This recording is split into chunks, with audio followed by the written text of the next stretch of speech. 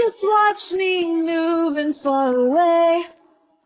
Nobody even knows my name, and no one suspects that I'm not fine, and nobody outs behavioral Frankenstein. Just look at Vic. উড়ি উড়ি আমি here welcome to my blog. আমার ব্লগের সবচেয়ে common clip হচ্ছে এইটা। এই জায়গাটা clip almost আমার সব ব্লগেই থাকে। আর কচু গাছের এই জিনিসটা আমার অনেক ভালো লাগে, পানিগুলো কি সুন্দরভাবে থাকে।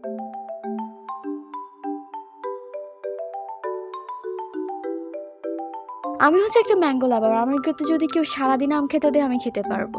আর বাংলাদেশের আমের দিন মানে সবার বাসায় ভরপুর আম থাকবে আর সারাদিন আম খাবে। ট্রাস্ট মি, আমার কাছে ক্যালকুলেটর 2 মাসও ঠিক থাকে না, মানে আমি খালি ক্যালকুলেটর নষ্ট করি। এর আগের ক্যালকুলেটরটা আমার হায়ার ম্যাথ এক্সামের দিনই নষ্ট হয়ে যায়। আর আমার ওই ক্যালকুলেটর কিনছে যে মাত্র 2 মাস হয়েছে। তো ওইটা যেহেতু বেশি দিন হয় না, ওইটা আমরা ঠিক করাতে চাইছিলাম, বাট তখন ঠিক হয় না। কিন্তু এই ক্যালকুলেটর কিনা ঠিক 2 দিন পরে আমার আগেরটা আবার ঠিক হয়ে গেছে। আর আমাদের বাসায় হচ্ছে নতুন ফিল্টার লাগাইছে। এরকম ফিল্টার আমি আগে কখনো দেখিনি, তাই ভিডিও করে রাখছি স্মৃতি হিসাবে রাখার জন্য। আর আমাদের বাসায় প্রচুর পরিমাণে মোমো খাওয়া হয়, তবে সেটা ফ্রাইড মোমো। স্ট্রিম মোমো কেউ খায় না, মানে বানায় না। আমি খাই, বাট কেউ বানায় না বাসায়। আর আমি হচ্ছে একটা অকমার ঢেকে, আমি কিচ্ছুই বানাতে পারি না। সো যেটা বানাই দেয় সেটাই খেয়ে ফেলি আমি। আর এই কালারগুলো নিচে যে অলমোস্ট 2-3 মাস হয়ে গেছে, বাট এগুলো এখনো আমি আনবক্সিং করি। এগুলো আনবক্সিং করতে আমি যে পরিমাণে ধৈর্য শক্তি দেখাইছে, এই ধৈর্য শক্তি যদি আমি অন্য জায়গায় দেখাইতাম জীবনে অনেক উন্নতি করতে পারতাম। কালারগুলো কিনার আগে আমি মাত্রাতিরিক্ত লাফালাফি করছি, কিন্তু যখন কিনছি তখন আর আমার কোনো হেলদোলই নেই। ফাইনালি ওগুলো আমি ওই দিন আনবক্সিং করছি 100 বছর পরে।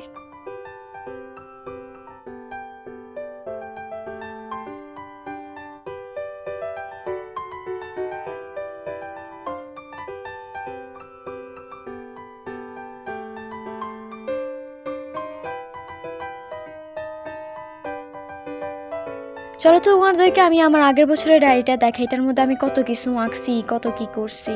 পুরো ডায়েরিটাকে আমি একটা বস্তি বানাই ফেলছি। মানে কিছু কিছু জিনিসটা এত ফানি, ডায়েরিটার মধ্যে আমি যা পারছি তাই করছি। মানে আজের আলতু ফালতু জিনিসগুলো দেখানোর একটাই রিজন হচ্ছে আমি আমার ব্লগটাকে বড় করতে চাইছি, এছাড়া আর কোনো রিজনই নেই।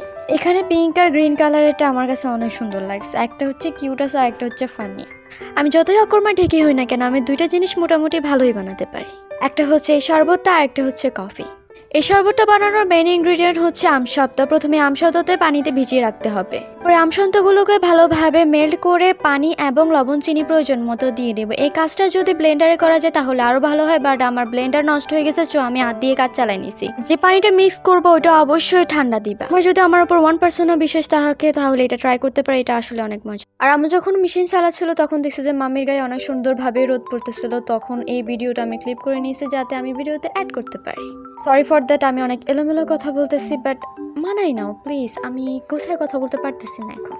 হচ্ছে আমার নিউ কালার দিয়ে করা ফার্স্ট পেন্টিং। অতটাও ভালো পেন্টিং আমি করতে পারি না, আসলে আমি পেন্টিংয়ে বিগিনার। আই হোপ প্র্যাকটিস করতে করতে আমি আরো ভালো পেন্টিং করতে পারবো। এটা যদিও বা ভালো হয়নি, বাট বিগিনার হিসেবে ঠিকই আছে। কেউই প্রথমে অতটা ভালো পেন্টিং করতে পারে না, প্র্যাকটিস করতে করতে শিখে। আর এই দুইটা পেন্টিং এর ক্লিপ একসাথে দেখালেও আমি কিন্তু 2 দিনে 2টা করছি, একদিনে 2টা করিনি। আর আমি পেন্টিং কোথাও শিখি না, যে স্কিলটা এখন আমার কাছে আছে ওইটা হচ্ছে কাইন্ডা আমি জেনেটিক্যালি পাইছি। তোমরা তো জানোই আমি একটা আমরা কাঠের ঢেকি, তাও আমি পণ্ডিতি করে স্ট্যাক বানাইতে গেছি। আমার অনেক ইচ্ছা ছিল আমি স্ট্যাক বানাবো নিজের হাতে, অ্যান্ড বানাইছিও। বাট এটা মোটো স্টেকের মতো হয় না, মনে হচ্ছে যে মাংসকে একবারে শক্ত করে ভাজি করে ফেলছে আর কিছুই না। শেলটালটা আমি পুরো শক্ত করে ফেলছি, ভিতরেটাও শক্ত বাইরেটাও শক্ত, স্টেকের কোনো কাছাকাছিও যায় না। এত বড় একটা পোপাট করার ফল আমি বুঝতে পারছি যে এগুলো আমার দ্বারা হবে না, সো আমি আমার জন্য সেই কফি বানাতেই চলে গেছি। দেন কফি খেয়ে নিজেকে একটু সান্ত্বনা দিলাম, ভবিষ্যতে আরো ভালো কিছু করব। তারপরে আমার মাথার মধ্যে ভূত চাপলো, আমি ইয়ার পিয়ার্সিং করাবো। মামিকে এই কথাটা আমি বলছিলাম, বাট আমাকে 0.1%ও পাত্তা দেয় না, সো পরে আমি নিজে নিজে যাই করাই ফেলছি। আমার নিচের কানও সুই সুতা দিয়ে ফুরাইছে, একটুও ব্যথা লাগে না। সো আই থট এটাতেও ব্যথা লাগবে না, উপরে কান তো নরম আছে না।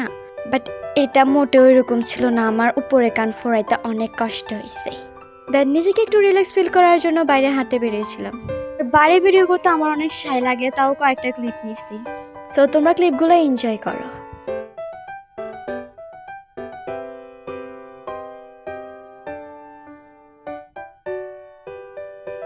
এদিকে আসে আমি অনেক টায়ার্ড হয়ে যাই, সো নিজের জন্য একটু ব্ল্যাক কফি বানাই নিই। আর আমার বডি হচ্ছে ওই পর্যায়ে চলে গেছে যে পর্যায়ে গেলে মানুষ কফি খেয়েও মরার মতো ঘুমায়। আমি লিটারালি পড়ার আগে কফি খাই যাতে আমি একটু বেশি রাত জাগতে পারি, একটু পড়তে পারি, কিন্তু আমি মরার মতো ঘুমাই। কিসের কি কফি, কিসের কি, আমার কিচ্ছু হয় না। কয়েকদিন পর দেখা যাবে যে ব্ল্যাক কফিও আমার কোনো কাজে আসতেছে না, আমি এটা খাইয়েও ঘুমাচ্ছি।